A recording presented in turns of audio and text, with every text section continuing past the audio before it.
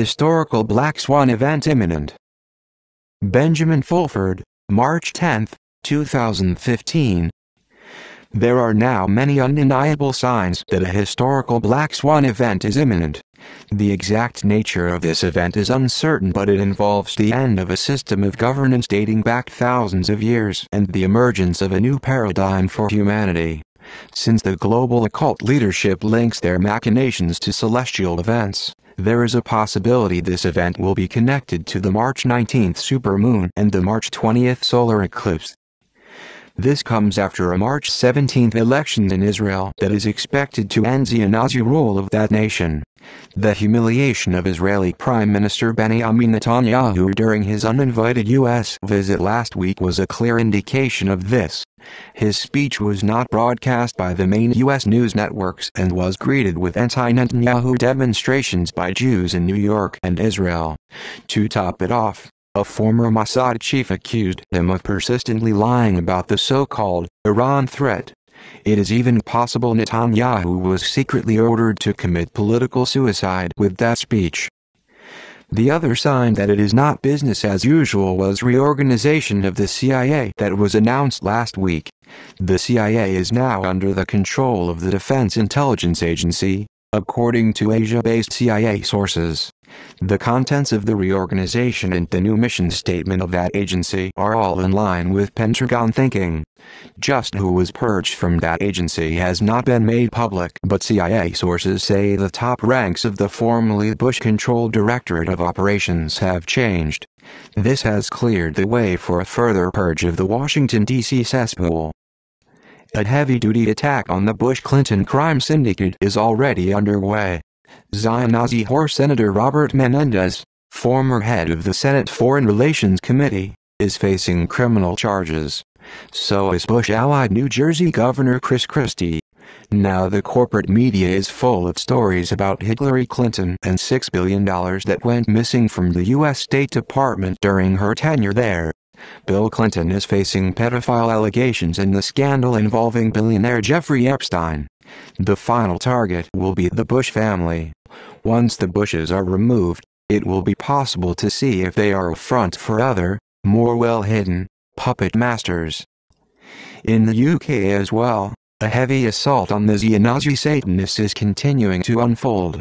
The latest revelation is that former Prime Minister Margaret Thatcher and current Prime Minister David Cameron were both guilty of covering up pedophile scandals. The top bureaucrat in secret power in the UK, Chief Cabinet Secretary Jeremy Haywood, is also linked to this cover-up.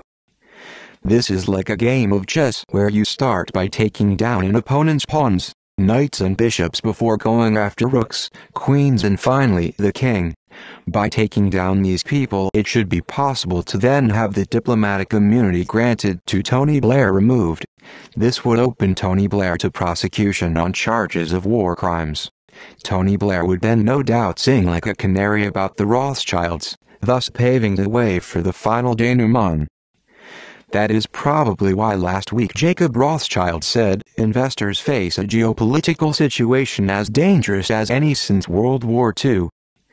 The Rothschild family and their allies have been recently burning historical archives in order to cover up the circumstances under which the League of Nations and the United Nations were created, according to Russian FSB sources. The first was a fire at a library in Russia on January 30th that contained ancient historical Slavic documents. The next was one at a documents warehouse in Brooklyn, New Jersey on January 31st. According to the Russians, the destroyed documents contained evidence that Tsar Nicholas II donated gold to set up the League of Nations Trust before World War I began. As a result, ownership of 88.8% of the gold held by the Federal Reserve Board can be traced to Nicholas, the Russians claim. Shortly after donating their gold, Nicholas and his family were killed during the Rockefeller-funded Russian Revolution. However, the Russians claim that former Russian Premier Alexei Kosygin was in fact the son of Tsar Nicholas II, and so there are still legitimate claimants to that gold in Russia.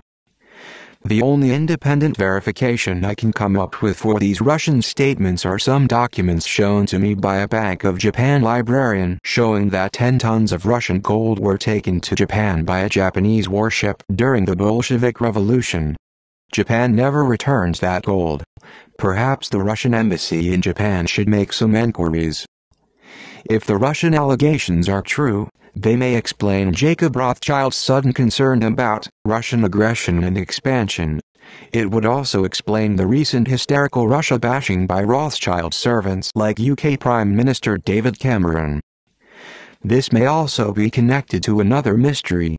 The King World Gold Bug news site quoted London metals trader Andrew Maguire as saying that HSBC would be shutting down all 7 of its gold warehouses in London within 2 months. The mystery, of course, is just what happened or is going to happen to all this gold.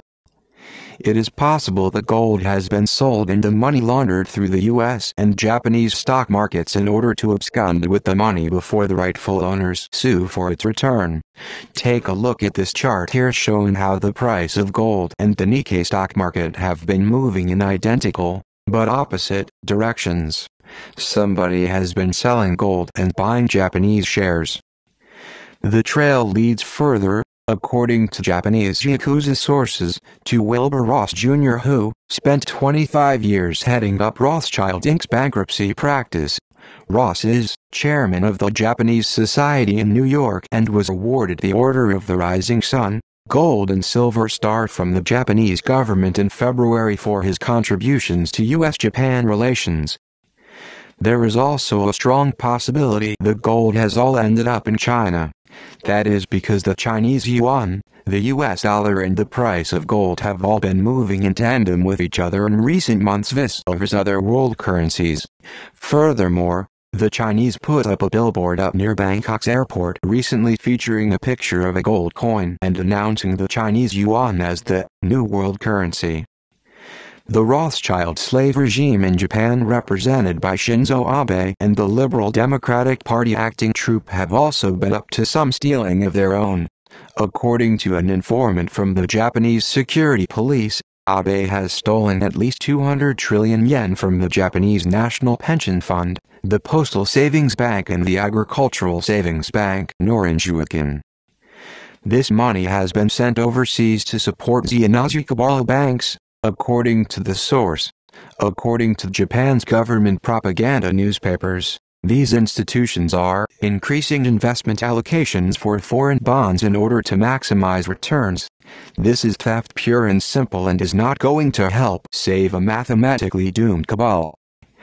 Perhaps because I wrote about this theft in a Japanese language article, I got the call today from somebody at this number, 81-080-5242-0737, saying they were going to kill me tonight.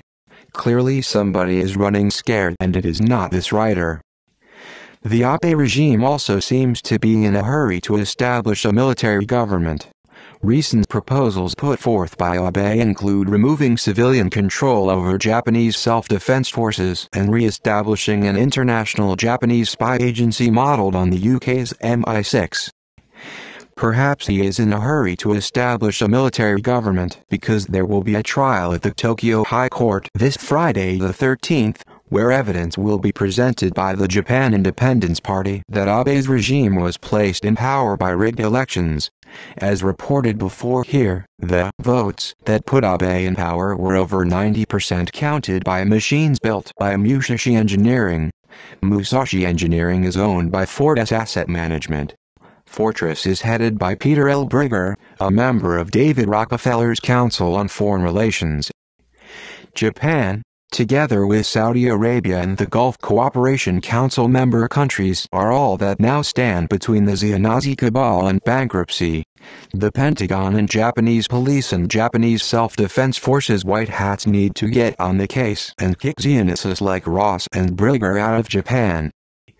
Finally, as repeated so often here, the US and Japan both need to nationalize their central banks and give the power to create and distribute money back to the people and their honestly elected and bribe-free representatives.